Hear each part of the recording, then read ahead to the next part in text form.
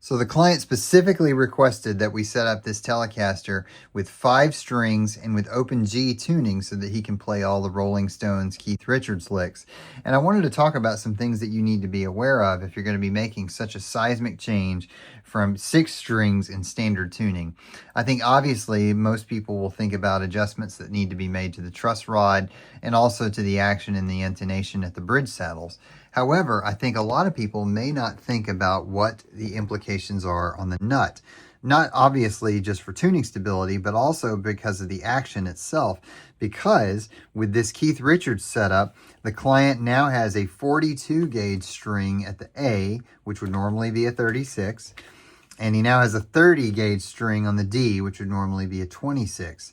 And so we've had to not only widen them out, but make them slightly deeper so that they're at the right depth to get comfortable action. And let me just show you the easy test that you can check after you've done whatever modifications are necessary to see if you need to adjust your nut.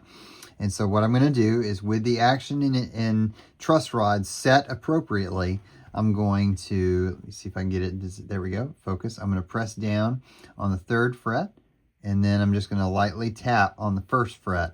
And what you see is there's just a little bit of play there. And that's what we're looking for, either a little bit of play or just no play at all. And you see that up and down on the rest of them.